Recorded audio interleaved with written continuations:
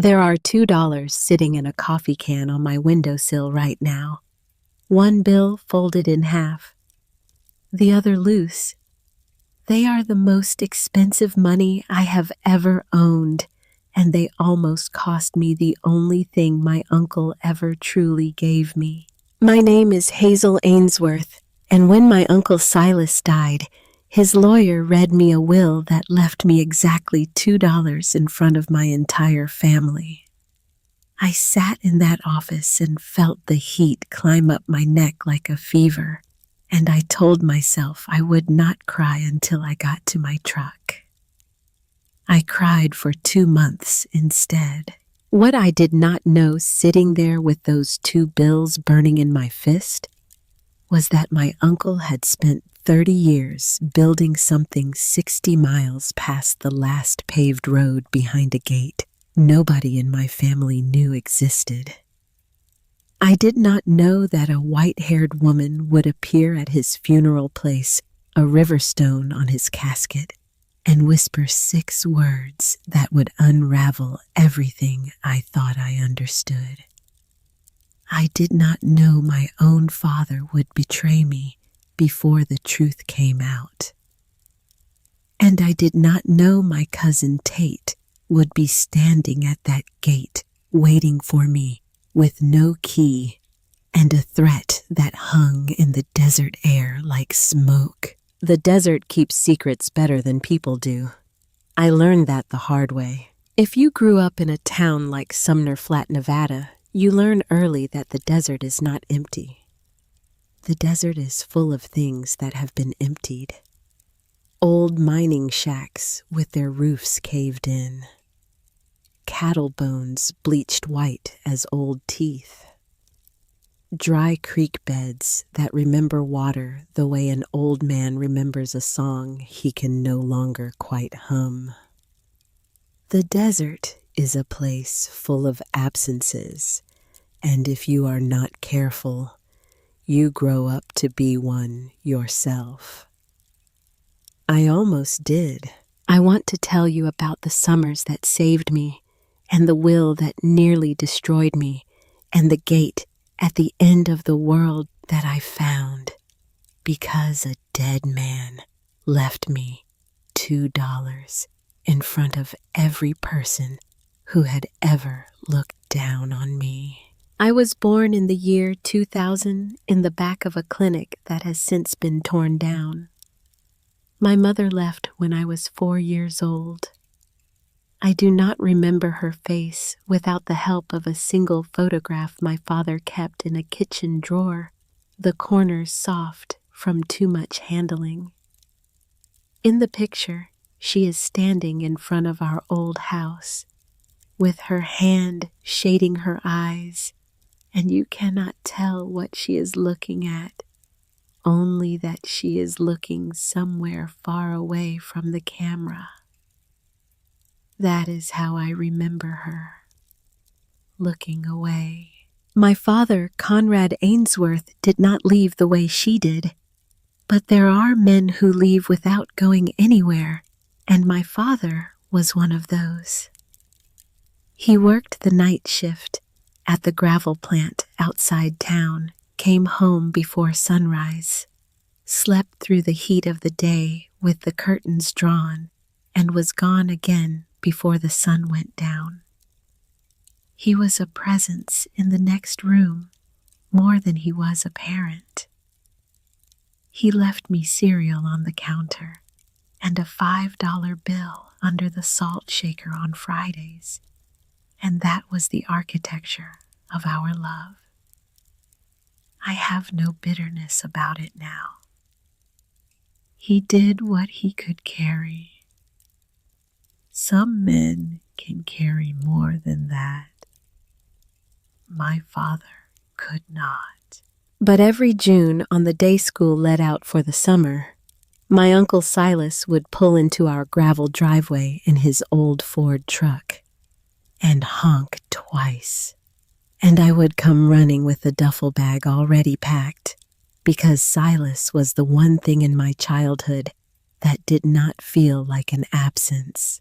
Silas Ainsworth was my father's older brother, and he was nothing like my father.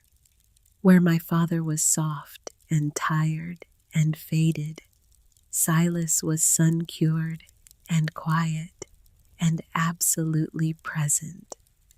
He had hands like dried leather. He had a face the color of the country he lived in. He drove that old Ford with a bench seat and a crack in the windshield shaped like a slow river. And he had a way of looking at a problem that made the problem feel smaller just for being looked at. The first thing he said to me every summer was the same thing. "You ready to be useful?" That was his hello. His place was 40 minutes out of town. A low adobe house and 3 outbuildings on a stretch of scrubland he called a homestead, though I never saw him plant anything that was not cactus or onions or the tough little tomatoes he kept under shade cloth. He had goats. He fixed engines for ranchers out past the dry lake. He read at night by a kerosene lamp, even though he had electricity, because he said the lamp made the words feel like they were worth something. I spent every summer of my childhood out there with him. He taught me how to change a tire when I was 7. He taught me how to read the sky for weather when I was 8. He taught me how to find water in dry country by watching where the animals walked at dusk. He taught me how to listen for the sound an engine makes just before it dies, and the sound it makes when it is healthy, and the difference, which is the difference between paying attention and not paying attention. He taught me more than anything that you never waste anything in the desert. Not water, not daylight, not words. Most people talk to fill the quiet, he told me once when I was about 10, sitting on his porch as the sun went down and the desert turned gold, and then purple, and then black. Quiet doesn't need filling. It needs respecting. I have thought about that line every day of my life since. He never told me he loved me. Not once. Not in 26 years. What he did instead was this. When I was 9 years old and terrified of the dark, terrified the way only a child without a mother can be terrified of it, he sat with me on that porch every night for 1 full week without saying a word until the dark stopped being a thing that wanted me and became just a dark. He did not tell me there was nothing to be afraid of. He sat with me and let me find out. When I was 15 and my father forgot my birthday, the way he forgot most things that were not the night shift, Silas showed up at the high school parking lot with a sheet cake from the grocery store. It was decorated with a frosting truck because the bakery had not had time to do anything custom, and he set it on the tailgate of the Ford, and we ate half of it sitting there with plastic forks, and he never once mentioned my father. When I was 19 and I had to drop out of community college because I could not afford the second year, and there was nobody to ask, he did not lecture me and he did not give me money. He put a wrench in my hand and he said, "All right, let's make you good at something nobody can take away."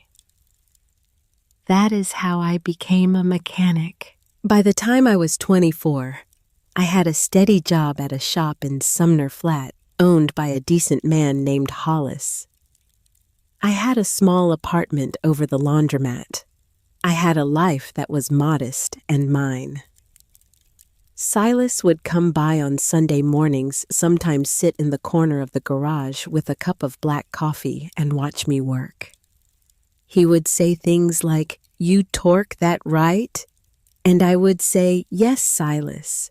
And he would nod once, and that would be the entire conversation, and it would be enough. The rest of the family was different. There was my Aunt Doreen, Silas's younger sister, who had moved to Phoenix decades ago and married a man with money and came back to Nevada twice a year wearing sunglasses she never took off even indoors, even at funerals. She had a way of saying my uncle's name that made it sound like an apology she was tired of making. She used to say every Thanksgiving the same line. Silas could have done anything. He just didn't have the ambition. And everyone would nod, and I would sit there with my jaw tight because I knew something they did not know. I knew Silas was the only one of them worth a damn. There was her son, my cousin Tate Pembroke, who was 32 years old and sold real estate in Phoenix and wore expensive watches and called everyone champ and had a handshake like a closing pitch. Tate had done well for himself. He had a glass office and a glass condo and a girlfriend who modeled swimwear. He came back to Nevada once a year, usually around Christmas, and he spent the entire visit checking his phone and making jokes about how he could not understand why anyone would choose to live out here in all this dirt. And there was my father, who by then had drifted so far into his own quiet that he was barely a person to me anymore. He was something that happened in the next room. Weather. To all of them, Silas was an embarrassment. The brother who never made anything of himself. The hermit on the scrubland with his goats and his broken trucks and his books. What none of us knew, what none of us even thought to wonder, was that Silas had been building something out there in the empty country for 30 years. Something that would make every assumption my family ever held about him collapse into the dust that we had all mistaken him for. I did not know it the summer I was 9. I did not know it the year he put the wrench in my hand. I did not know it the Sunday before he died. I found out in a lawyer's office $2 at a time. Silas died in March of this year. A heart that just stopped one night while he was reading by his lamp. The rancher who found him, an old man named Pete Latham, who came by once a week to drop off a sack of feed, said the book was still open on Silas's chest. I have never been able to find out what book it was, and that small not knowing is one of the things that wakes me up sometimes at 3 a.m. Silas was 68. He left no instructions about a funeral, so we had a small one at the chapel in town. Doreen flew in from Phoenix with her sunglasses. Tate came in his suit. My father stood at the back of the chapel with his hands in his pockets and left before the service was over, and I did not go after him because by then I had stopped expecting anything from him. I want to tell you about the woman because she is the first thing I should have understood. She came in near the end of the service. She was about 70 years old, white hair pinned up neat, a dark blue dress that was old but cared for the way Silas cared for everything he owned. She walked up the aisle without looking at any of us. She walked straight to the casket, and she took something out of her coat pocket and laid it on the wood right above where his heart would have been. It was a stone. A small, smooth river stone, dark gray, the kind you find in a creek bed where water has been working on it for a long time. There is no river within 50 miles of Sumner Flat. I noticed that even then. I noticed it because Silas had taught me to notice things, and a stone like that in a place like this was not a thing. It was an arrival. She leaned down. She put one hand on the edge of the casket, and she said something so quietly that I only heard it because I was in the front pew, and the chapel had gone still, the way a room goes still when something is happening that nobody understands. You kept your word, Silas. That was it. 6 words. She said them, and she straightened up, and she turned, and she walked back down the aisle, and she went out the door, and she was gone. I was the first one to move. I went out after her into the parking lot, but the parking lot was empty. There was no car pulling away. There was no figure walking off down the road. There was just the wind moving the gravel around, and the white sky, and the smell of sage. She had vanished the way the desert vanishes things, by being bigger than them. I stood there for a long time. When I came back into the chapel, Aunt Doreen was sitting in the front pew with her sunglasses still on and her mouth set in a hard, pale line. She had gone the color of old paper. Her hand was on her purse and her knuckles were white. She did not look at me. My father was different. He had not left after all. He had come back to his seat at the back of the chapel, and he was staring at the casket, and his lips were moving. I walked over to him. I knelt down beside the pew. I asked him what was wrong. He looked at me like he had just remembered I was there. Lally, he said, just the one word, and then Lord. Who is Lally? I asked. He shook his head. He stood up. He walked out of the chapel, and I did not see him again for 2 weeks. That should have been the first time I understood that I did not know everything about my uncle. But I was 26 years old, and I was burying the only man who had ever shown up for me, and the strange old woman with the river stone was a thing I filed away in the part of my brain that I would come back to later when I had room. I did not have room for 11 more days, because 11 days later we sat in the office of a lawyer named Aldous Thorne in the county seat an hour out of Sumner Flat, and I learned what my uncle thought I was worth. The lawyer's office was in a squat brick building between a tax preparer's and a video store that had been shuttered since I was a teenager.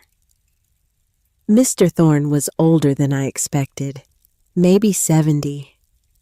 He had white hair the color of old bone and a stillness about him that reminded me, oddly and immediately, of Silas. He had a way of waiting before he spoke that made you feel he was choosing his words from a smaller, more careful supply than most people kept on hand. We sat in a row of folding chairs facing his desk. Doreen in the middle, her perfume filling the room like an accusation. Tate beside her, in a suit that cost more than my truck, already half checked out his phone, face down on his knee. My father at the end, looking like he would rather be anywhere else, looking like he was already not quite there. And me in my one good shirt with grease I could not quite scrub from under my fingernails. I want to be honest with you about what I expected. I did not expect the house. I figured the house would go to Doreen, who was the closest blood besides my father, and my father did not want it. I figured the land would be sold and split. That was fine. That was how things worked. But I expected something. I expected a tool. The truck maybe with the river crack in the windshield. The kerosene lamp. Something small that I could keep on a shelf and touch when the missing got bad. Something that said, "You mattered to me, kid." I had earned that. I had spent 26 years earning that. Doreen expected the money. You could see it in how she sat. Spine-straight hands folded, the patient posture of a woman waiting for what she was owed. She had already mentioned in the hallway that with the homestead and the 80 acres of record, she figured she was looking at maybe 90,000 on a good day. She had said it the way some people say grace, quietly, like it counted. Tate expected the land. He had mentioned twice in the hallway that raw acreage out that far from anything might actually move in the right market if you found the right buyer and you knew how to stage the listing. My father, I think, expected nothing. And for once in his life, he was almost right. Mr. Thorne put on his glasses. He read the preamble of the will, the legal language, the sound of mind clauses, the dates, and the witnesses. And then he came to the distribution. To my sister, Doreen Ainsworth Pembroke. Mr. Thorne read, "I leave the residence and all structures at the Sumner Flat Homestead, together with the 80 acres of record on which they sit and the contents therein." Doreen exhaled. It was the smallest sound, and it was a sound of pure private satisfaction. To my nephew Tate Pembroke, Mr. Thorne read, "I leave my Ford F-150 truck, my tools and toolbox, and the sum of $12,000 in cash." Tate nodded once, slowly, the nod of a man accepting a deal he had negotiated himself. 12,000 and a truck he would sell by Friday. You could see him already disappointed. He had wanted more. To my brother, Conrad Ainsworth, Mr. Thorne read. My father went still. I leave the books in the east room of the residence in the hope that he reads them, the books, and the barbed sentence at the end of them. My father absorbed both the way he absorbed everything without a ripple. He did not look up. He did not look at anyone. His hands stayed in his lap. Mr. Thorne paused. He looked up over the rims of his glasses and he found me. Just for a second, and there was something in that look that I did not understand at the time. It was not pity. It was not apology. It was something almost like a question. He looked back down at the page. To my niece, Hazel Ainsworth, he read, I leave the sum of $2. I heard it. I just did not understand it. $2, he said again, gently, as if he knew I would need it repeated. The room moved around me. I felt Doreen turn to look at me. I felt the corner of Tate's mouth do something. I felt my father not move at all, which was the most familiar thing in the world and somehow the loudest. The heat came up my neck and into my face like a tide. $2 after every summer, after the wrench and the cake, after the porch and the dark, after 26 years of being the only one who showed up, the only one who stayed. $2. Mr. Thorne was not finished. I almost missed the rest. I almost stood up and walked out before he got to the rest.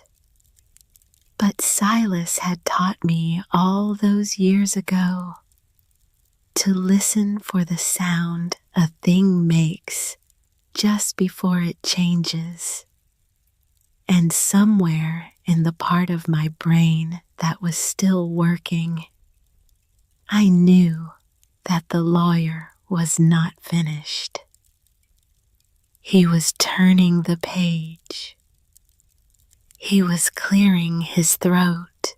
And in addition to the foregoing, Mr. Thorne said, I leave to my niece Hazel Ainsworth the use of safe deposit box number 247 at First Nevada Bank in Sumner Flat, the key to which is included in this envelope along with the cash bequest. He reached into his desk drawer. He took out a small envelope. My name was written on it in Silas's blocky, all-capital hand. He slid it across the desk to me. I felt Tate sit up. I felt him lean forward just a quarter inch. I felt his attention come back into the room the way a hawk's attention comes back into a field when something moves in the grass. I picked up the envelope with shaking fingers.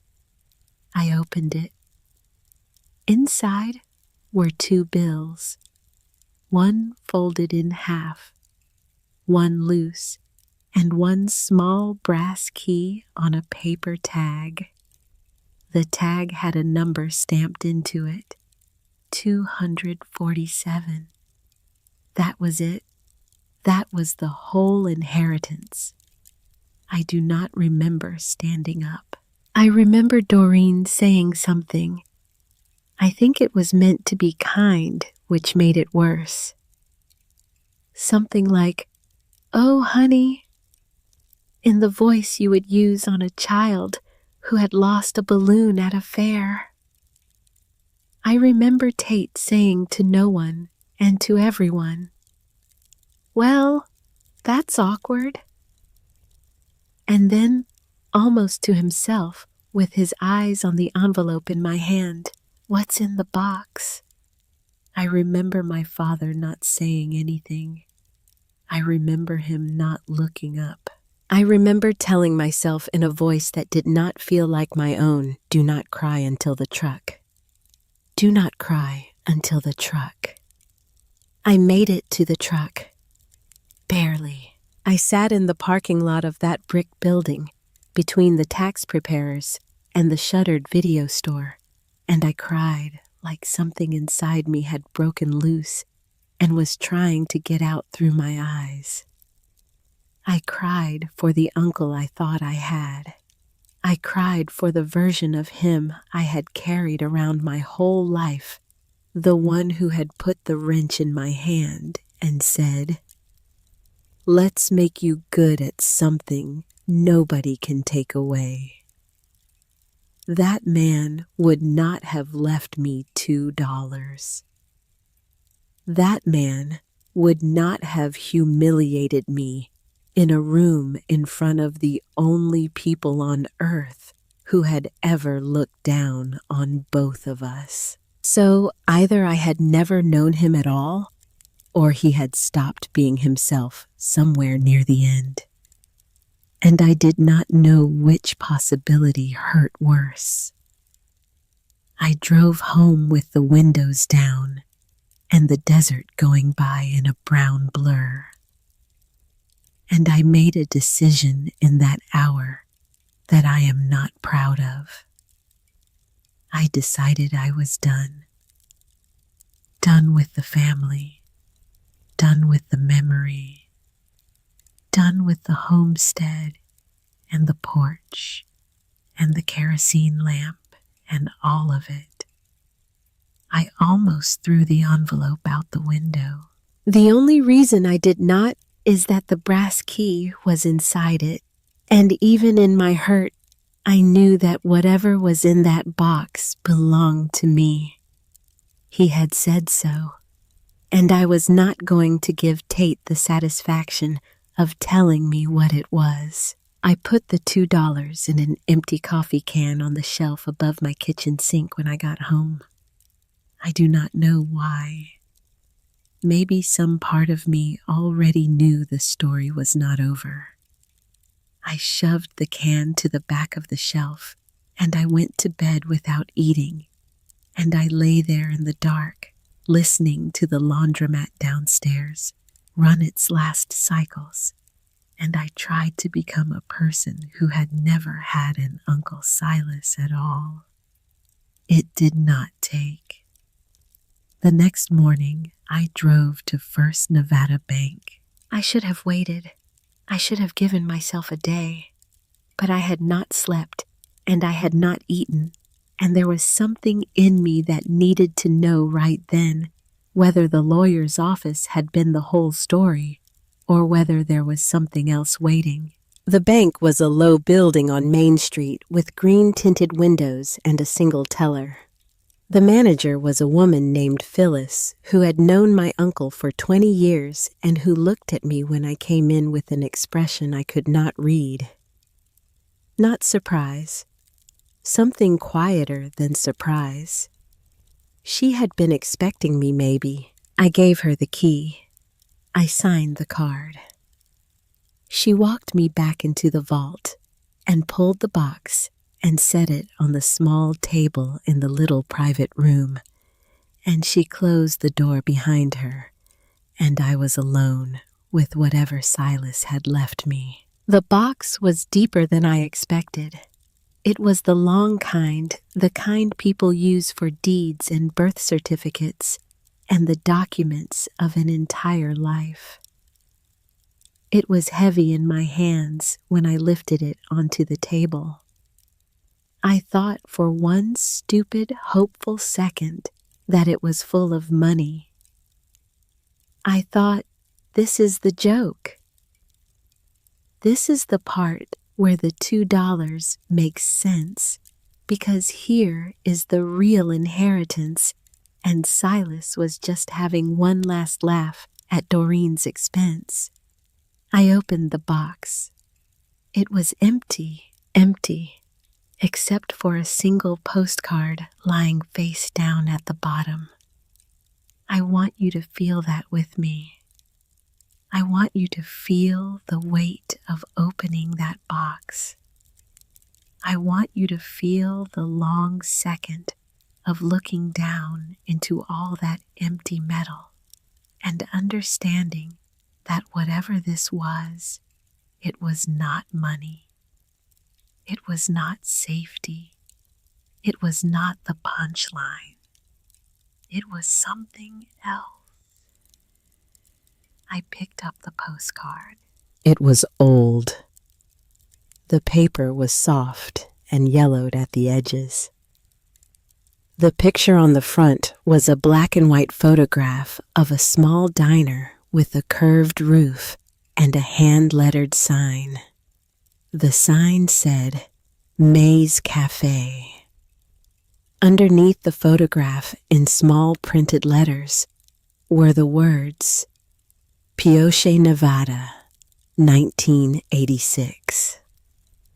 I turned the postcard over. The back was blank except for one line of writing in Silas's blocky all-capital hand.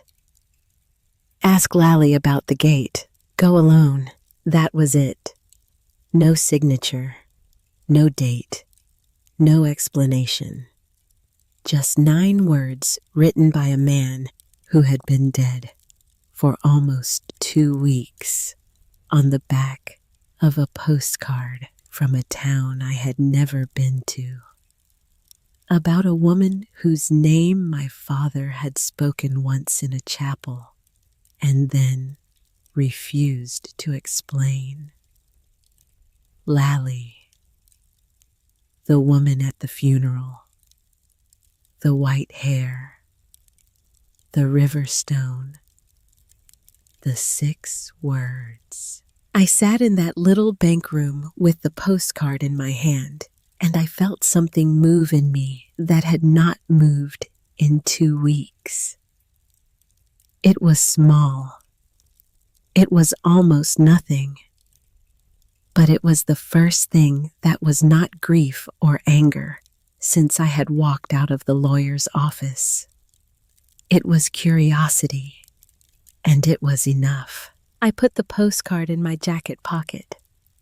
I closed the empty box. I called Phyllis back in. She walked me out of the vault without a word, and as I crossed the lobby toward the front door, I happened to glance through the green-tinted glass out toward the parking lot. There was a black SUV parked across the street. It had Phoenix plates. My cousin Tate was sitting in the driver's seat with his phone to his ear, and he was looking right at me through the bank's front window. When he saw me see him, he smiled. He lifted his free hand and gave me a small, almost friendly wave. Then he started the engine and pulled away from the curb and drove off down Main Street, slow as a man who has all the time in the world. I stood in the lobby of First Nevada Bank with my hand on the postcard in my pocket, and I understood 3 things at once. I understood that whatever Silas had left me, it was not in that box. I understood that Tate already knew it. And I understood in a way I would not have believed 24 hours ago that the $2 had not been the end of anything. The $2 had been the beginning. I walked out of the bank into the white desert sunlight. I got in my truck, and for the first time since the funeral, I did not cry. I drove. I did not drive to Pioche that day. I want to tell you that I did. That would make a better story. It would make me sound braver than I was. What I did was drive home. I drove to my apartment over the laundromat. I went up the back stairs. I locked the door. And I sat on my kitchen floor for a long time with the postcard in my hand, listening to the dryers below me thump and turn. And I tried to think the way Silas had taught me to think. You do not walk into a thing you do not understand. You sit with it first. You look at it from every angle. You ask it what it wants. That was Silas in a shop with a broken engine, and that was Silas in a desert reading the sky, and that was Silas now in his own death, asking me to do the same thing with a postcard from 1986. Tate had seen me at the bank. That was the first fact. He had not been there by accident. He had followed me, or he had paid someone to tell him when I went in. It did not matter how. What mattered was that he knew the box existed. He had seen me open it, and he had wanted me to know he was watching. The second fact was the postcard itself. Silas had not written "Find Lally." He had written, "Ask Lally about the gate." That was specific. A gate meant a place. A place meant land. Land meant something Silas had owned or used or hidden that none of us had ever known about. The third fact was Lally herself. My father had said her name in the chapel. He had said it the way a man says the name of a person he has been pretending for a long time does not exist. Which meant my father had known about Lally for years and had never mentioned her. Which meant my father knew more about Silas than he had ever let on. I did not like that thought. I sat on the floor and turned it over and did not like it any better. I made myself a cup of coffee. I drank it black at the table by the window. I watched the parking lot below, and twice, in 20 minutes, a dark sedan I did not recognize drove slowly past the front of the laundromat, and the second time, I told myself I was imagining things, and then I sat very still and watched, and on the third pass, I knew I was not imagining it. Tate had not gone back to Phoenix. He had hired someone, or he had stayed in town himself, and he was watching me. Good, I thought. Let him watch. I made him a show. For the next 3 days, I lived a small, ordinary life on purpose. I went to work at Hollis's shop. I changed oil on a Subaru and rebuilt a starter on an old Chevy and ate my lunch out of a brown paper bag on the bench by the air compressor. I did my laundry downstairs and waved at the manager. I bought groceries on Friday afternoon. I went to bed early.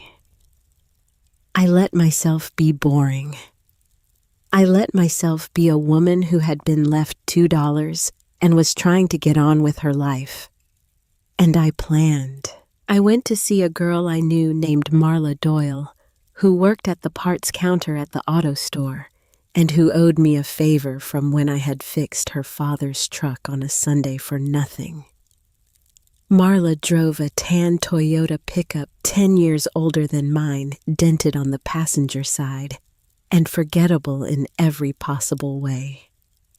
I told her I needed to borrow it for 1 day and 1 night, and I needed her to drive my truck on her usual errands while I had hers, and I needed her not to ask why. Marla looked at me for a long second, and then she nodded once, and that was that. We swapped keys on a Tuesday evening behind the auto store where there were no street cameras. I drove her tan Toyota home, parked it 3 blocks from my apartment behind the Presbyterian church, and walked the rest of the way carrying nothing. That night, I slept 4 hours. At 3 in the morning, I got up, made coffee, packed a small bag with water and food, and the postcard dressed in dark clothes, and walked the 3 blocks to the church. The Toyota started on the first turn of the key. I drove out of Sumner Flat with my headlights off until I was past the old water tank, and then I clicked them on and pointed the truck north on 93 and watched the dark country come up at me out of the headlights. I drove for almost 4 hours. The sun came up over the Egan Range east of me, slow and pink and absolute. I passed a herd of pronghorn antelope crossing the highway just south of Caliente. I passed a coyote sitting on a fence post at sunrise like it was waiting for someone, and for a stupid second, I almost waved. The country up there is bigger than the country around Sumner Flat. The mountains stand farther back. The sky has more room to work in. I rolled into Pioche just before 9 in the morning. Pioche is an old silver town built up the side of a mountain. The streets are narrow and steep. The houses lean. There is a courthouse at the top of the hill that cost the county nearly $1 million to build in 1872 and is famous for having bankrupted everyone involved. I had heard about Pioche my whole life and never been there. It looked exactly like Silas would have liked it, a place that had refused against all advice to become something else. May's Cafe was still there. It was on the main drag with the same curved roof from the postcard, though the hand-lettered sign was newer. Inside it smelled like bacon and coffee and the faint sweet warmth of pancake batter. And the woman behind the counter was about 50 years old, with a long gray braid and a face that had seen weather. I sat at the counter. I ordered coffee and eggs and toast. When she brought the coffee, I asked her if there was a woman who lived in town named Lally Vance, and the cafe went a little bit quiet, the way a small-town cafe goes quiet when a stranger asks about someone the town has decided to protect. The woman with the braid looked at me for a long moment. "Who's asking?" she said. "My uncle just died," I said. "She came to his funeral. I'd like to talk to her." "What's your uncle's name?" "Silas Ainsworth." The cafe went a different kind of quiet. The woman with the braid set the coffee pot down on the counter very carefully, as if it were full of something more delicate than coffee. She looked at me for another long moment, and her eyes did a small, private thing. "Eat your breakfast," she said. "I'll make a call." I ate slowly. I had finished my coffee and most of my eggs when the bell over the cafe door jingled and an old woman walked in, and the cafe went quiet a third time, and I knew her before I turned my head. Lally Vance. She was smaller than she had looked in the chapel. She was wearing the same kind of dress, a different color, dark green. Her white hair was pinned up the same way. She walked with a slight stiffness in her left hip, the way some women walk when they have been on their feet a long time over a long life. She came to the counter, and she stood beside my stool, and she looked at me. Her eyes were gray, the same gray as Silas's eyes. Not the same color exactly, but the same quality of looking. Like a person who had been paying close attention for a very long time and intended to keep doing it until she was finished. "You have his mouth," she said. It was not a hello. It was an arrival. "I'm Hazel," I said. "I know who you are." She sat down on the stool next to mine. The woman with the braid brought her a cup of coffee without being asked and walked away to the other end of the counter and gave us the room. "He's gone then," Lally said. 11 days ago. A heart attack. He was reading. She nodded slowly. She wrapped both hands around the coffee cup. She did not drink from it. I knew he was sick, she said. I didn't know how close. He wouldn't tell me. He never would tell me a thing that might make me try to come to him. She looked down into the coffee. Stubborn man. Stubborn from the day I met him to the day he died. I expect he died stubborn too. He died reading. That counts. We sat in the quiet of that for a minute. I came to his funeral, Lally said. I saw. I put a stone on his casket. I saw. Did you understand what the stone was? No, ma'am. She smiled just a little.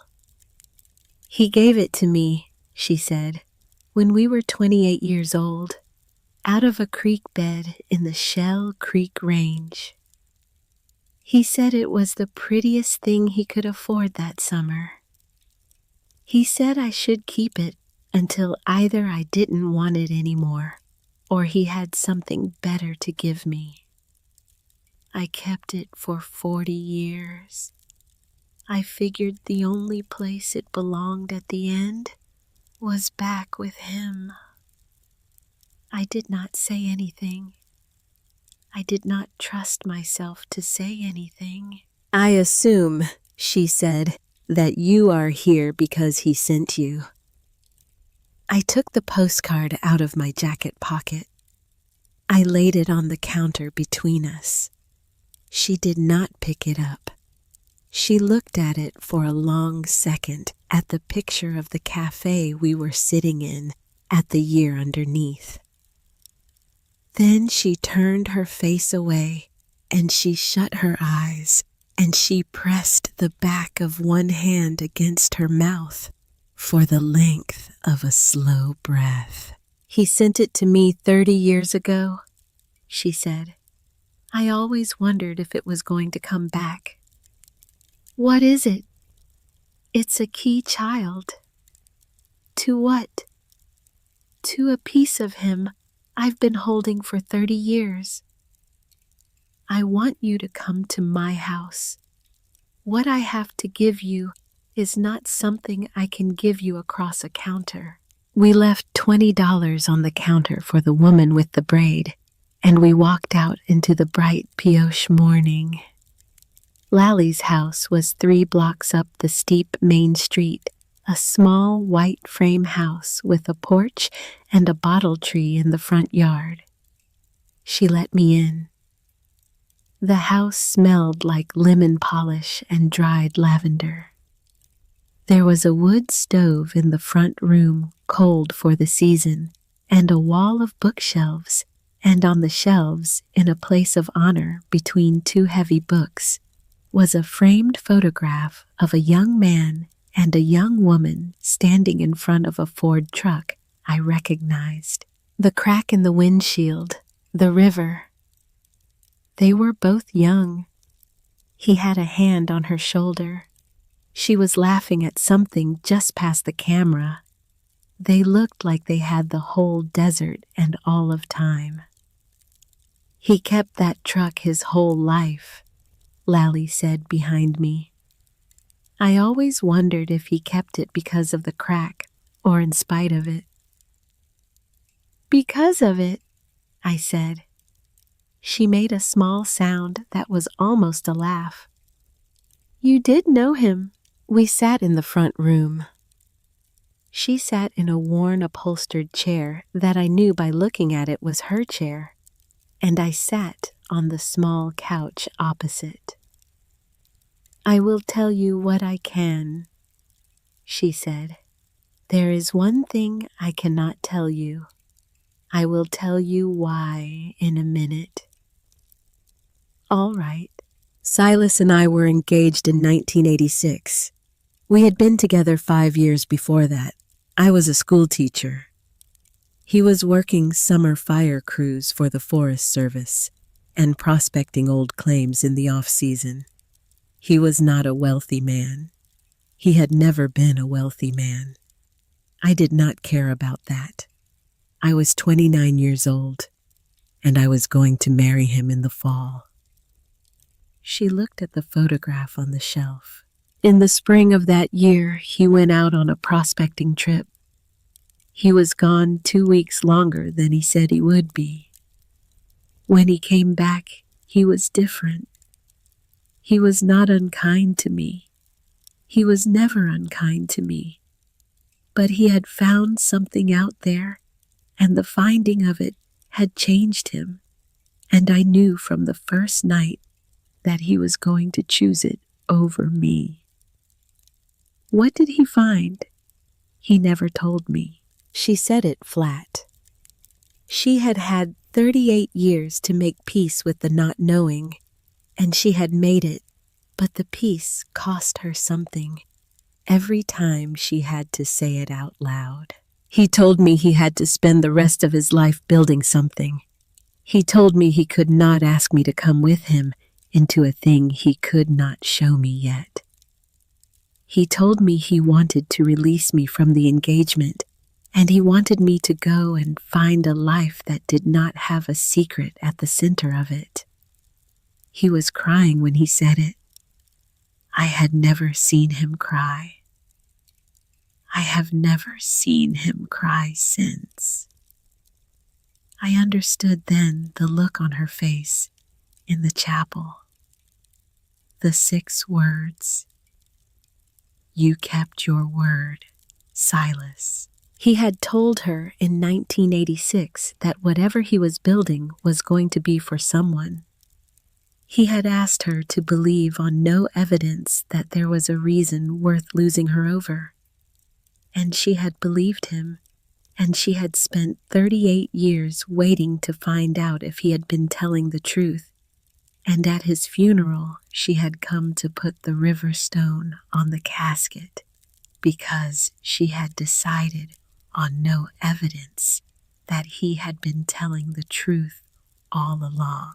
I was looking at a woman who had loved my uncle for 40 years and who had asked nothing of him for 38 of them. 6 months after he sent me away, Lally said, he came to see me. He stood on this porch. He gave me a sealed envelope, and he gave me one instruction. He said, do not open this. He said, do not give this to anyone. He said, one day a young woman is going to come and find you, and she is going to ask you about a gate, and if she can tell you the most important thing I ever taught her, you give her this envelope and you let her go. He said, until she comes, this envelope does not exist. She stood up. She walked to the bookshelf.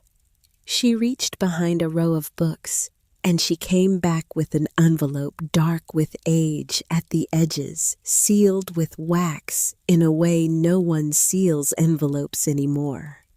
My name was not on it. Nothing was on it. It was just an envelope, and it had been waiting on a shelf in Pioche, Nevada for 30 years. She sat back down. She held the envelope in her lap. Tell me then, she said. Tell me the most important thing he ever taught you. I sat there on her couch in that small, clean room with the bottle tree in the yard and the framed photograph of the young man and the young woman on the shelf. And I tried to think of the most important thing Silas had ever taught me. I thought of the wrench in my hand. I thought of the cake on the tailgate. I thought of the porch in the dark when I was 9 years old. I thought of the sound an engine makes just before it dies. None of those was the answer. The answer came up out of a summer night I had not thought about in years.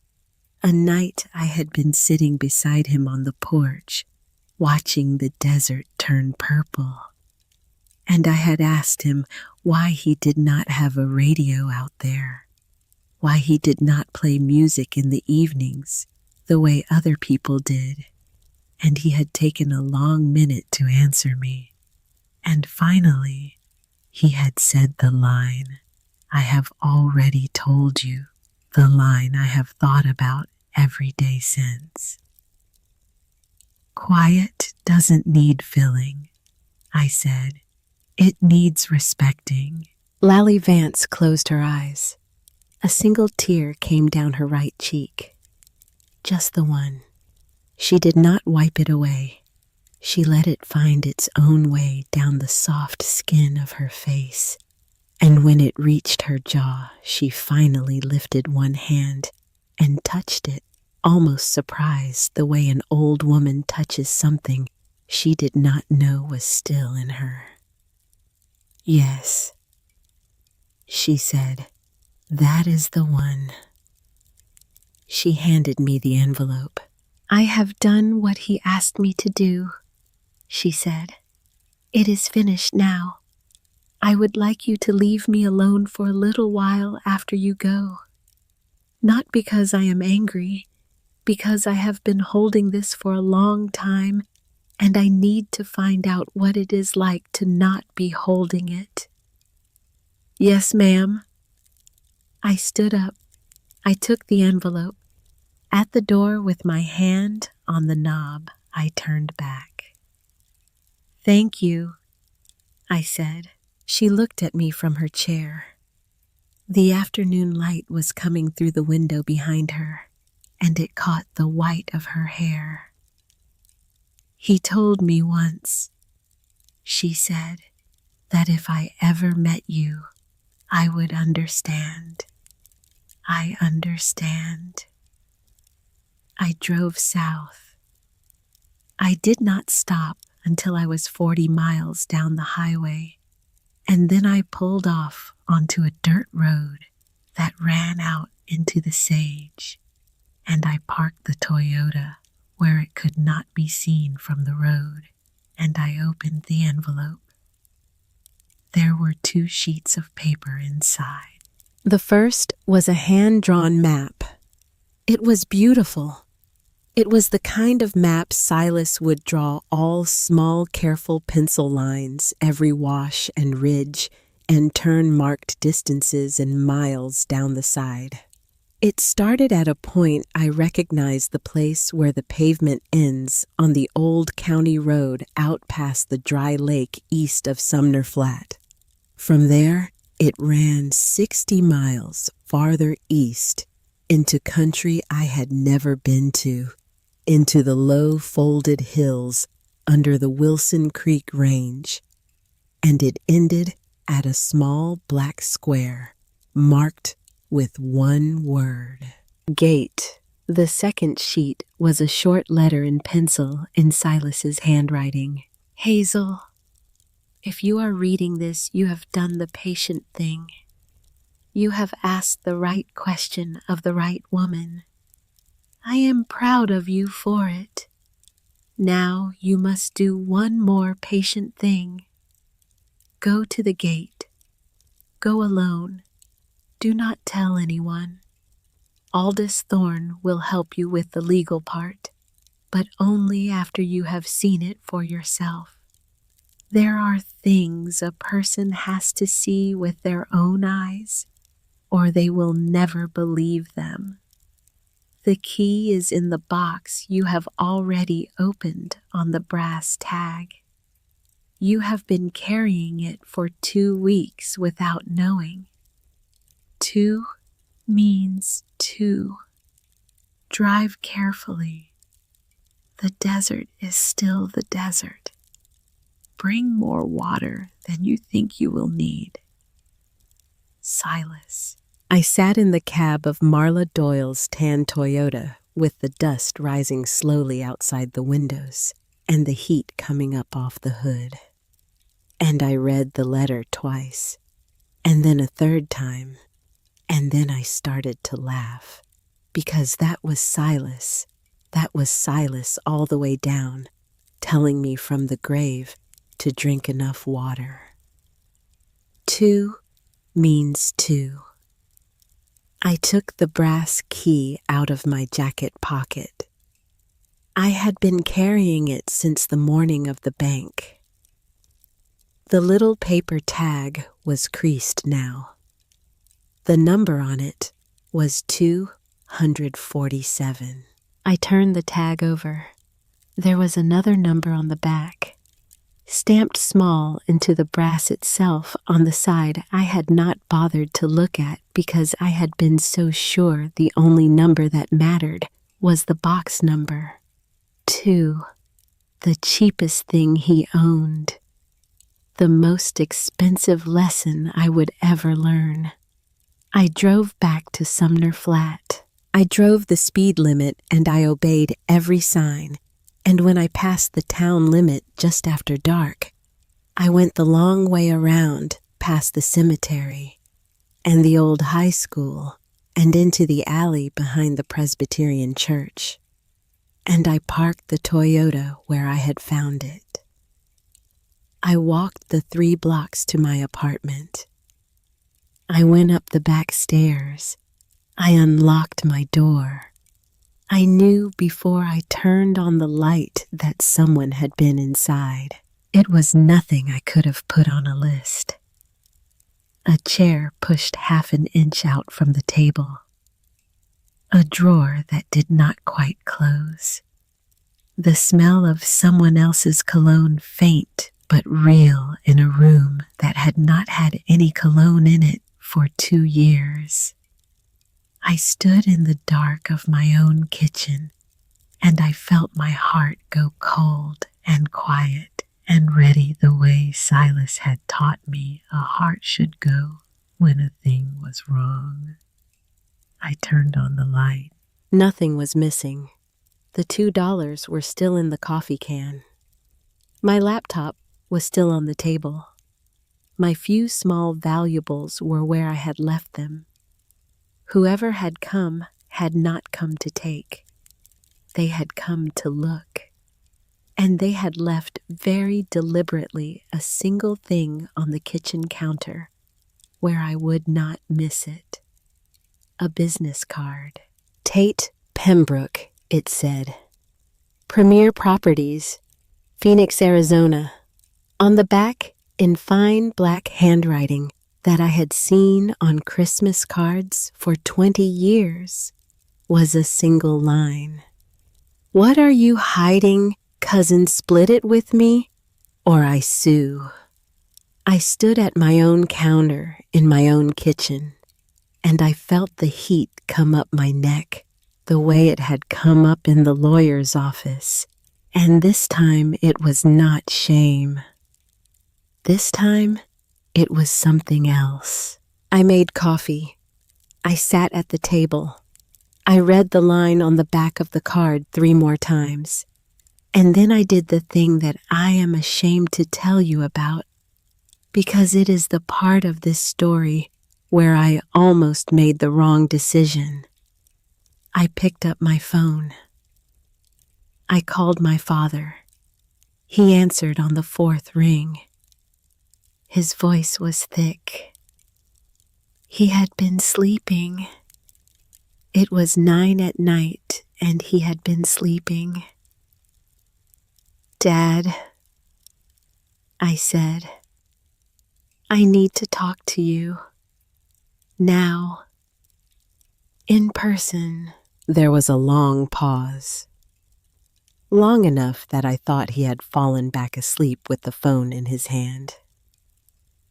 All right, he said finally. I'll come. He showed up 40 minutes later. He stood in my doorway looking smaller than I remembered. He was wearing the same shirt he had worn to the funeral. I do not think he had washed it. He came in and sat at my table and turned a coffee mug around and around in his hands without drinking from it, and I sat across from him with Tate's business card face down on the table between us. "Silas left me a postcard," I said. He went still. "It led me to a woman named Lally Vance in Pioche." He closed his eyes. "She gave me a letter from him and a map. He left me something, Dad. He left me something out east of here, past the dry lake. He hid it from everyone. He hid it for 30 years. And now Tate knows there's something. Tate knows because he saw me at the bank, and he's been watching my apartment. And tonight he was in here." I turned the business card over. I slid it across the table. My father read the line on the back. His lips moved while he read it the way some men's lips move when they are reading a difficult letter. He put the card down very gently. He did not look up. "Dad," I said, "I'm scared. I don't know what to do. I need you to tell me you're on my side." He did not speak for a long time.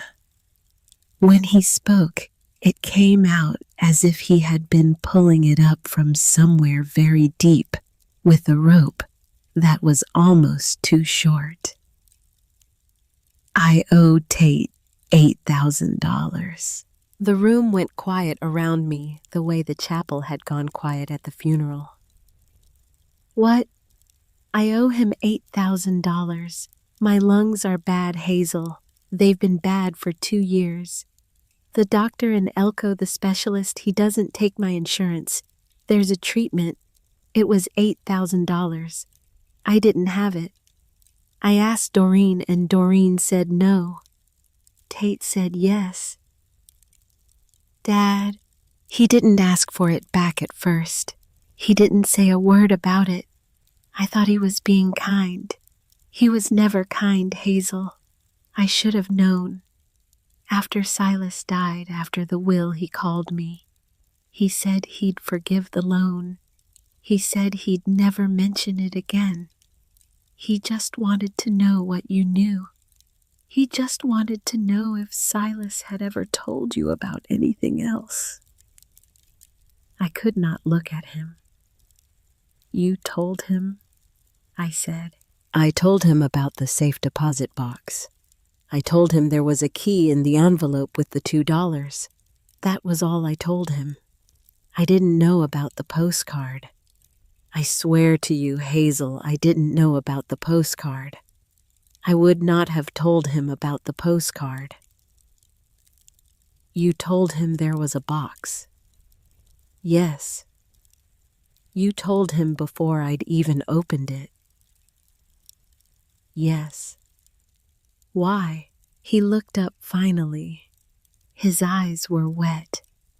He was a man who had spent his life being absent, and he was sitting in front of me, being terribly, completely present for the first time in years. Because I am sick and I was scared, and Silas was the brave one in this family, not me. He was always the brave one. And the moment he was gone, I did not know how to be anything but what I have always been, which is a man who takes the easiest path because it is the only path he is strong enough for. And I am sorry, Hazel. I am so sorry. I am so very sorry.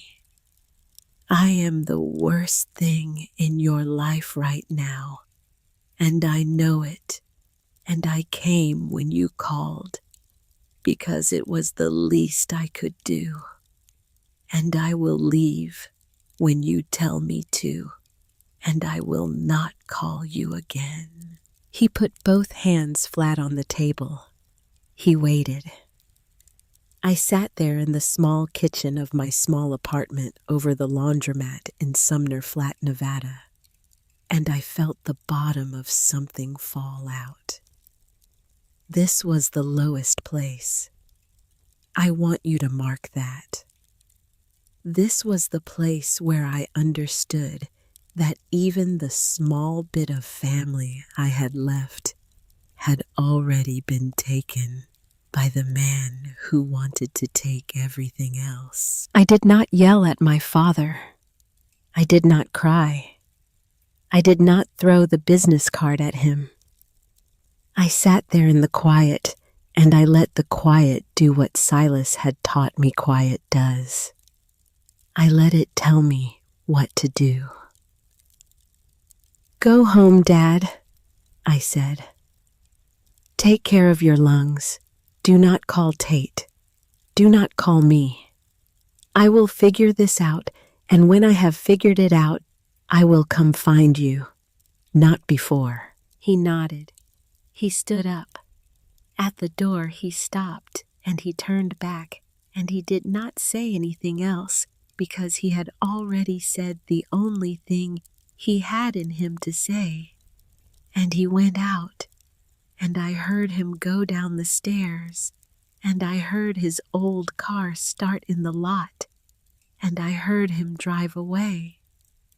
I stood in the kitchen. I took the brass key out of my pocket. I put it on the table next to Tate's business card. I looked at the two of them, the cheap thing and the cruel thing, side by side under the kitchen light. I thought about calling Aldous Thorne. The letter had said Thorne would help me with the legal part, but only after I had seen the gate for myself. The letter had said, "Go alone." Silas had been very specific about going alone, and Silas was very specific about everything. And if I called Thorne now, I would be choosing to go around what Silas had asked me to do because I was scared and I wanted a grown man to come with me, and that was not what Silas had wanted me to learn. He had wanted me to learn that I could go alone. So I went alone. I left at 4 a.m. I did not take Marla's Toyota this time. I took my own truck. I let Tate's people, whoever they were, see me leave. I drove out of Sumner Flat on the old county road east toward the dry lake, the way I had driven 100 times in childhood with Silas at the wheel. I let the speedometer sit on 50. I let the dust come up behind me. I let the sky go from black to gray to pale pink to gold as I drove, and I did not let myself think about my father. The pavement ended at the old fence line out past the dry lake bed. The map in the envelope took me from there. 60 miles of graded track that turned into ungraded track that turned in the last 10 miles into something that was barely a suggestion of a road.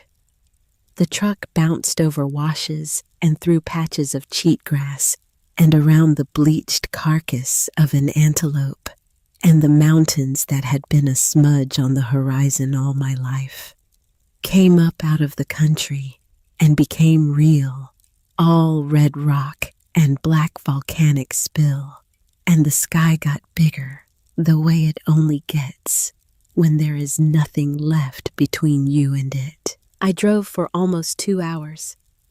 I came over a low rise and I saw the gate. It was set between 2 posts of welded rail in the middle of country that should not have had a gate in it, country that did not have a fence on either side of the gate for as far as the eye could see. I saw the green of cottonwoods down in the fold of hills just beyond it. I saw the faint flash of something that might have been water. I saw what looked at this distance like the roofline of a building tucked into the hillside. And I saw a black SUV with Phoenix plates already parked beside the gate. My cousin Tate was leaning against it, with his arms crossed. He saw my truck come over the rise. He pushed off the SUV. He took a step toward the gate. He had a tire iron in one hand, hanging loose at his side the way a man holds a tool when he wants you to know he has it, but does not want to admit that he is holding it. The gate was locked. He could not get in. He looked up at me as I rolled the last 200 yards down the slope toward him, and he smiled. He smiled the way he had smiled at me through the bank window. He lifted his free hand and gave me the same small, almost friendly wave. I stopped the truck. I sat in the cab with the engine running. The brass key with the number 2 on the back was in the pocket of my jacket. Tate was 20 yards from my door. The desert was very quiet, the way the desert gets when it is waiting to see what a person is going to do. "Open the gate, cousin," Tate called. His voice carried in the still air. "We can do this the easy way." I put my hand on the gear shift. I did not put my hand on the door. I sat with my hand on the gear shift, and I looked at my cousin Tate Pembroke across 20 yards of open desert, and I felt the desert do something inside me that I want to try to describe to you, because it is the closest thing to a religious feeling I have ever had. The desert went still, not quiet. Quiet is something you feel in your ears. Still is something you feel in your chest. The wind that had been moving over the sage all morning went still. The little tickings and crackings of the truck's engine cooling went still. The blood in my ears went still. The fear in my stomach went still.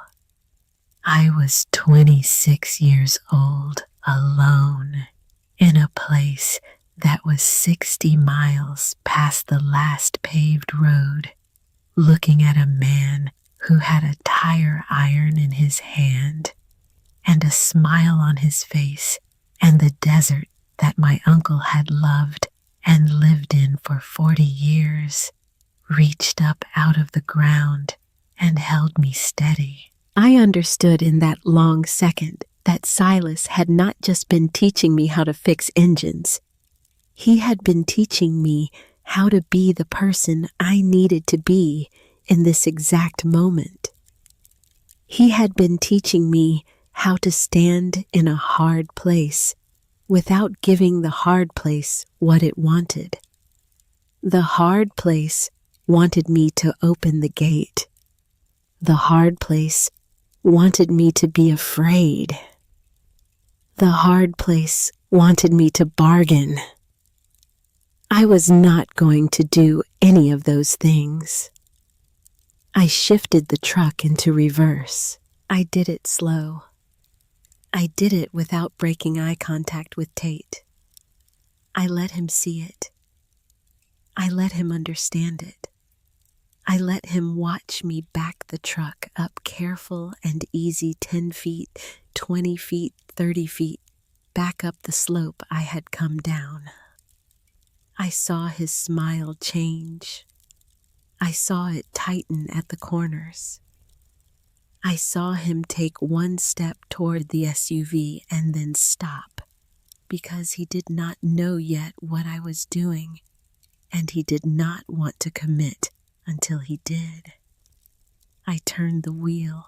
I swung the truck around in a wide, slow arc away from the gate, away from him, back toward the rise I had come over. I gave him every chance to see what I was doing. I drove away. I drove past my own dust trail back up the slope, back the way I had come with the gate, and my cousin, and the green fold of hills shrinking in my rear-view mirror. I watched him in the mirror. He stood there for maybe 10 seconds, and then I saw him move. I saw him climb into the SUV. I saw the SUV start. I saw it begin to follow me. Good, I thought. Good. I let him follow me for about 10 miles. I did not drive fast. I drove the speed the country wanted to be driven at.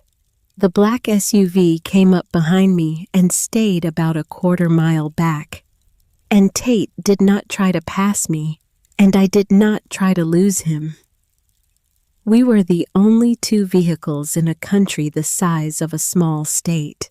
When I got to the place, I needed the place where my cell phone showed a single bar of service in a country that had no service almost anywhere.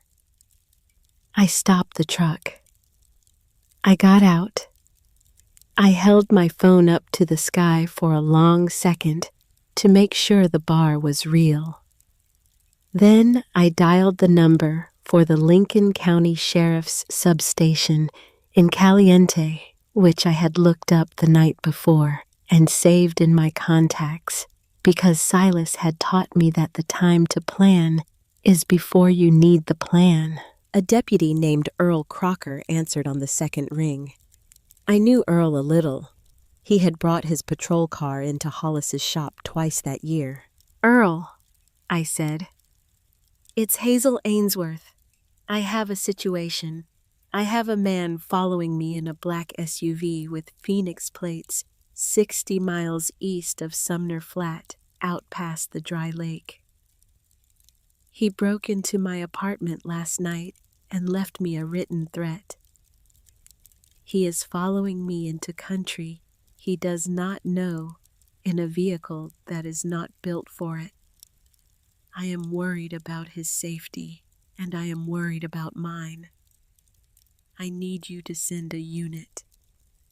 Earl was quiet for 1 second.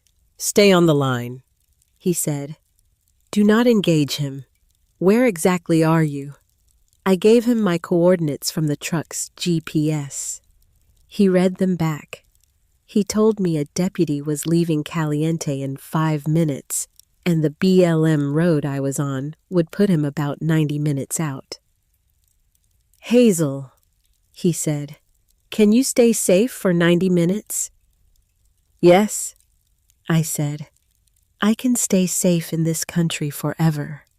He cannot. That is the problem." "Understood. Keep your phone on if you can.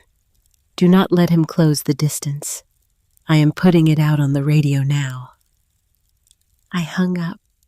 I put the phone on the dashboard. I started the truck. Tate had stopped behind me 200 yards back when I had pulled over. He was sitting in the driver's seat of the SUV with the engine running. I could see the shape of him through the windshield. I rolled my window down. I leaned out. I called back to him loud enough that the still desert carried my voice the whole way. "I just called the sheriff, Tate. A deputy is on his way out from Caliente. You have 90 minutes to decide whether you want to be sitting in that SUV when he gets here, with the written threat on the back of your business card in evidence in my apartment, or whether you want to start driving back the way you came right now and try to make it to pavement before your tank runs out. I am not your problem anymore. The desert is your problem now. Make your choice." He sat there for a long time. I watched him in the mirror. I watched him do the math the way I had watched my uncle do the math at his workbench all those summers. Only Tate was doing the math on his own life, and Tate had never been any good at math that did not have a dollar sign in front of it. He turned the SUV around, slowly, in a wide three-point turn on the narrow track. He pointed it back west. He drove away. I stayed where I was until I could not see his dust anymore. Then I stayed another 15 minutes. Then I started the truck and I drove the 10 miles back to the gate. I parked outside it. I got out. I walked the last few feet on foot because that felt like the right way to do it. And I took the brass key out of my jacket pocket and I turned it in the lock the way I had been turning it in my mind for 2 weeks without knowing I was. And the chain fell away and the gate swung open on its greased hinges without a sound. The fold of hills opened in front of me. I walked through the cottonwoods. I want you to picture them. I want you to picture a 30-foot stand of green trees in a country that had not seen a green tree in 50 miles in any direction. The leaves shifting and turning in a small wind that was cooler under their canopy than out in the white sun. The dappled light moving on the ground, and the sound I had not heard once in any of my approaches. The sound that I want you to feel in your chest the way I felt it. Running water. A real and steady voice of it coming from somewhere up the slope. The kind of sound that means a spring. The kind of sound that means a thing alive in a country that says no to everything. I came out of the cottonwoods into the clearing, and I saw the house.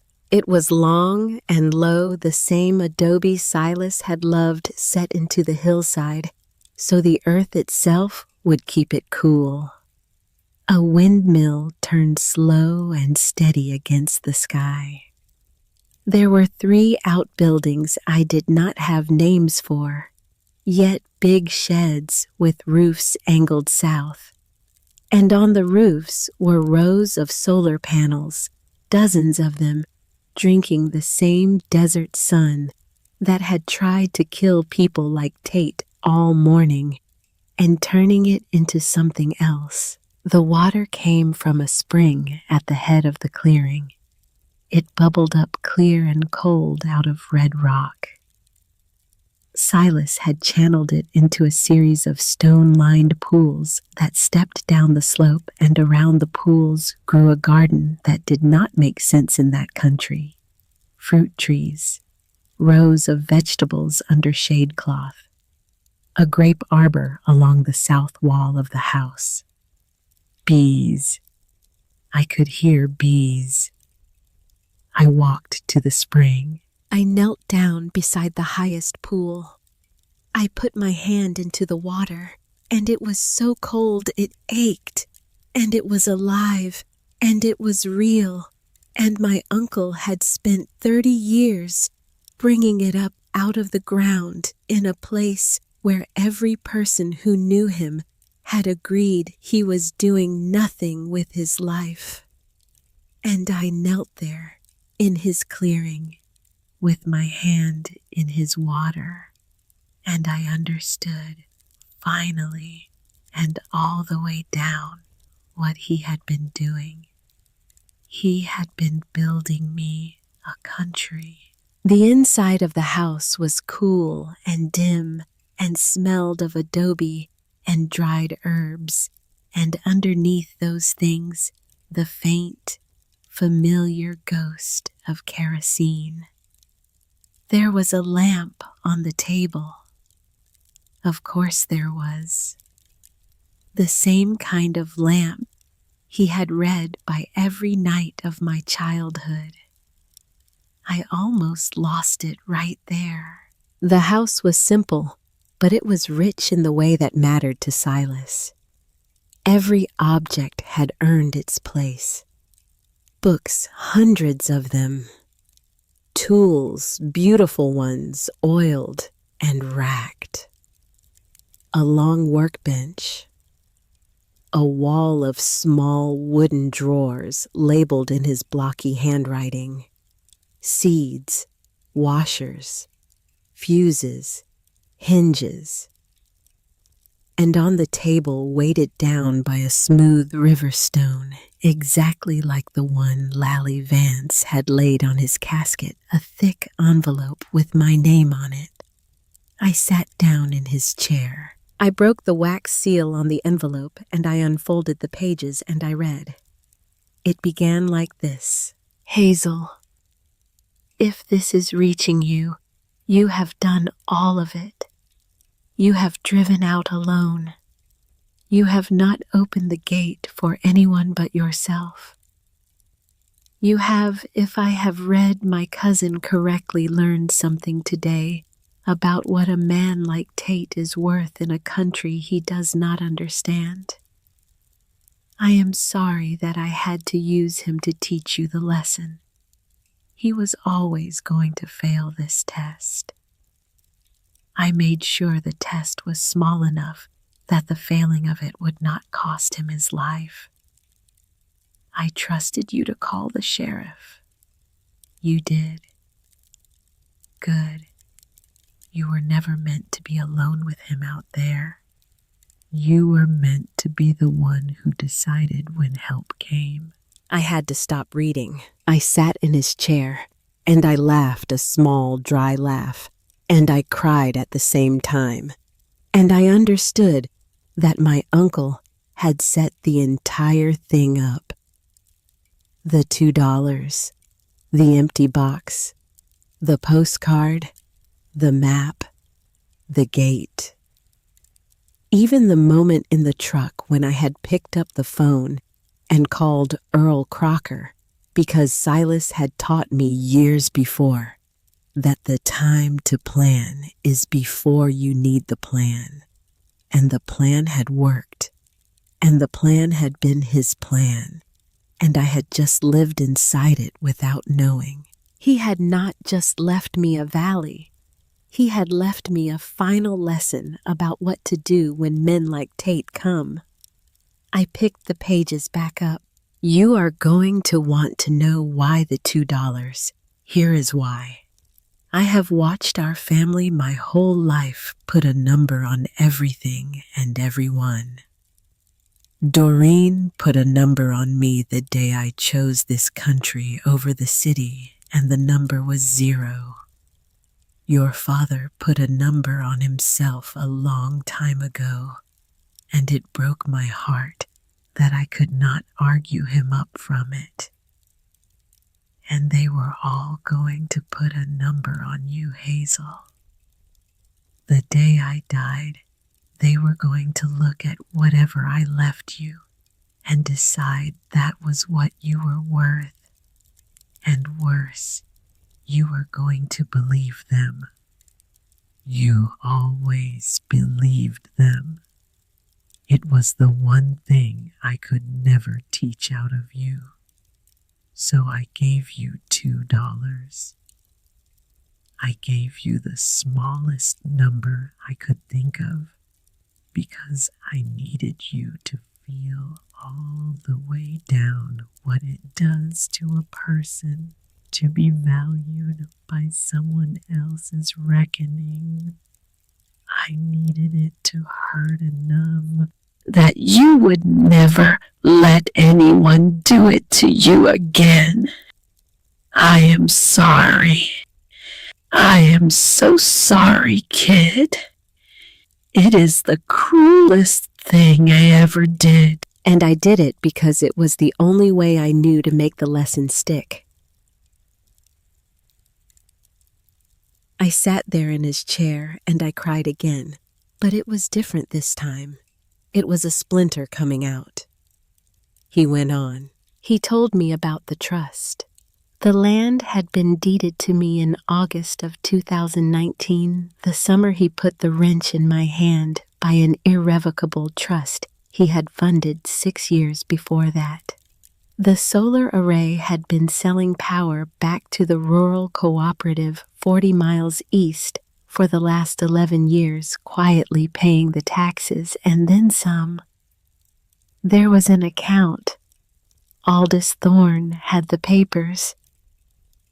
I would never have to fix another man's brakes for money again unless I wanted to.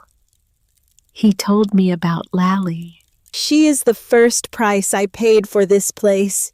She is the only one I am still sorry about. I asked her to release me, and she did, and she kept her word for 38 years and never came looking for what I was building, because she trusted me on no evidence at all that there was a reason for it.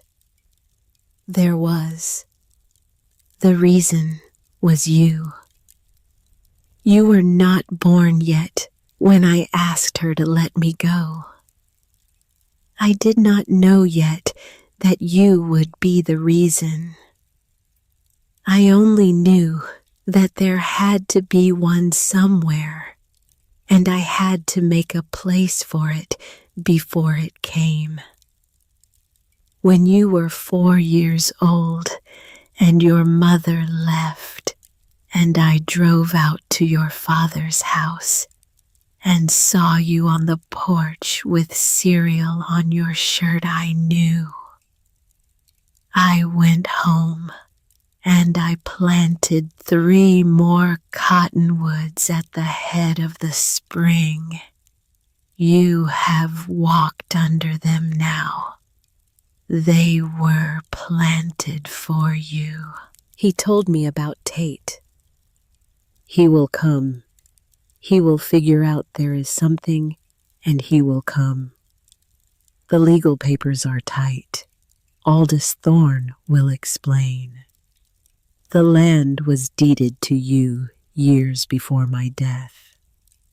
The water rights are filed under old protections that no court in this state will overturn. Even if he gets a lawyer, he cannot touch this place. Let him spend his money. Let him spend his pride. He will run out of both. He told me about my father. Your father is not strong, Hazel. He never was. He loves you. He does not know how to show it without help, and there is no one left to help him. If he comes to you with a thing he has done wrong, and I think he will, I am asking you from this chair where you are sitting reading this to find a way to forgive him. Not because he deserves it. Forgiveness has nothing to do with deserving, because not forgiving him will cost you more than it will cost him, and you have already paid enough for this family. The last page was short. Everyone in this family went looking for gold their whole lives. You are the only one who ever knelt down and put your hand in a spring. The water mattered more than the gold. It always did. Tend it. That is all. Tend it. And never again let anyone tell you what you are worth. You are worth the whole valley, Hazel. You always were. I just could not say it out loud. You know I never could. So I built it instead. Silas. P.S. The $2. Keep them. One is the bus fare I used to come get you the first summer you were 9 years old and your daddy did not know what to do with you. The other one is change I got back. I have kept them in a coffee can for 17 years. They are the best $2 I ever spent. Now they are yours." I do not know how long I sat in his chair. When I came back outside, the sun had moved. The shadows of the cottonwoods had lengthened across the clearing. I walked back to the lowest pool, and I sat down on a flat stone beside it, and I put my hand in the water again, and I let the cold of it ache in my fingers, and I listened to the bees. Earl Crocker found Tate about an hour later, 20 miles back down the BLM road, sitting in his SUV with the engine off and the windows down and his hands on the steering wheel. Tate had stopped. Earl told me afterward, the moment he had heard the radio chatter on a frequency he could pick up on his phone's scanner app. He had decided somewhere between my truck and the pavement that being arrested in air conditioning was better than being lost in the sun. Earl took the threat note off the back of the business card into evidence. He took Tate's statement. He did not arrest him that day because the threat was civil and the trespass into my apartment had not been proven yet, and Tate had a lawyer on retainer in Phoenix who was on the phone within 20 minutes. But Earl filed the report. He gave me a copy. He told me that if Tate ever set foot in Lincoln County again, uninvited, that report would be the first thing on the desk of any prosecutor I cared to walk it to. I drove home that night the long way around with the sun setting behind me in red and gold, and the truck I had owned for 6 years feeling for the first time like a vehicle I had chosen rather than one I had ended up in. Tate flew back to Phoenix the next morning on a flight Doreen paid for. He never came back to Nevada. He did try to sue. He hired the lawyer in Phoenix. The lawyer made some noise for about 3 months. Then he read the deed history on the valley, and the water rights filings, and the trust documents Aldous Thorne provided. And he wrote Tate a letter that I never saw, but that I am told was very short, telling Tate there was nothing to be done. The land had been mine for years before Silas died. The water was protected. The whole structure was airtight. Silas had spent 30 years making it airtight. Tate stopped trying. I am told he sold his condo to cover the lawyer's bill. I am told he kept selling real estate in Phoenix. I am told he does not call our family, and our family does not call him, and that is the shape of things now. My father came to see me about a month later. He did not call first.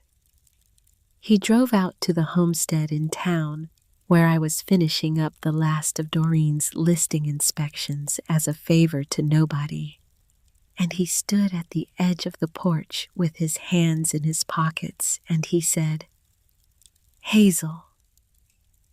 I said, "Dad." He said, "I want to give you the $8,000 back. I don't have it. I will have it. I will work for it.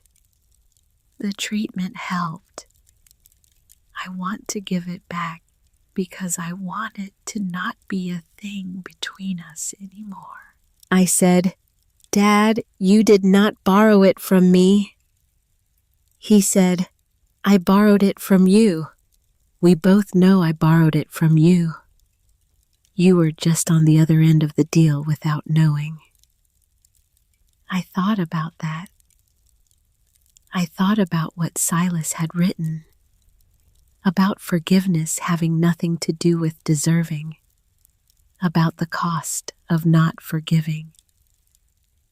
"Come out to the valley with me," I said. "Saturday, I'll drive." He looked at me for a long second. "All right," he said. I drove him out on a Saturday in October, when the cottonwoods at the head of the spring were beginning to turn the leaves going gold, one at a time. I drove him through the gate. I let him open it himself with the brass key on its old paper tag. My father stood at the head of the spring for a long time. An old man who had put a number on himself in his 20s and never argued his way up from it, looking at what his brother had made in secret over 30 years. He said the truest thing he has ever said to me. He was the best of us, and we spent our whole lives telling him he was the worst. He put his hand in the water. He took it out and looked at it like it belonged to someone else. "I wish I had driven out here while he was still alive," he said. "I wish I had put my hand in this water and told him I was sorry for the number." I did not say anything. Silas had taught me. Quiet doesn't need filling. After a while, my father said, "I want to spend whatever time I have left being a different kind of person than I have been. I want you to let me come out here with you sometimes and learn the names of the things he planted and help you with the work that an old man can still help with. I do not want to take any of it from you. I want to be near it. Will you let me?" I let him. He came out most weekends after that. He learned the spring. He learned which trees needed what. He read for the first time in his life. He read the books Silas had left him in the east room of the homestead in town, and then he started in on the books Silas had left out here in the valley. And one Saturday in the spring, he sat on the porch of the adobe house with a book in his lap, and he looked up at me and he said, "Your uncle was a smarter man than I knew." And I said, "Yes, Dad." And he said, "I am sorry I did not know it." His lungs got better, then worse, then better again. He is still living. He is in his small house in Sumner Flat right now, probably reading. He is not the father I wanted when I was a child. He is the father I have now. There is a difference, and I have decided the difference is worth keeping. I quit the shop in Sumner Flat last spring. Hollis was sorry to see me go. I did not need the money. The valley does not need much money to run. I moved out here full-time in May. I sleep in the adobe house. I read by the kerosene lamp. I tend the spring and the cottonwoods and the garden and the bees. In the dry year, the year after I moved out, the spring dropped a few inches, and I rationed the lower trees and saved the cottonwoods at the head, because Silas had written it in the margin of a notebook in pencil 10 years before I needed to read it, and the valley held. I kept the first thing I have ever kept that was bigger than me. I planted 4 more cottonwoods at the head of the spring last fall. There are 11 now. I keep the count because Silas kept the count of everything that mattered to him, and the trees are what matter to me. I had a new tag made for the brass key when the old padlock finally wore out. The tag is stamped with the number 11. The man who did the engraving asked me what the 11 meant. I told him it was the count of something I was tending. There is a girl named Maddie Crowder. She is 9 years old.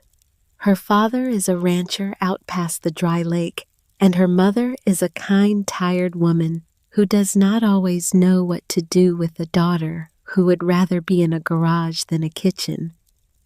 Maddie has been hanging around Hollis's shop on the days I still go in to help him with the job he can't do alone, and she watches me work, and she asks questions that nobody has taught her to ask. Last month, I put a wrench in her hand. I said, "You ready to be useful?"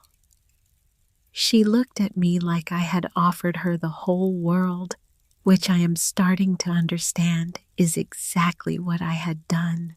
I took her out to the valley for the first time 3 weeks ago.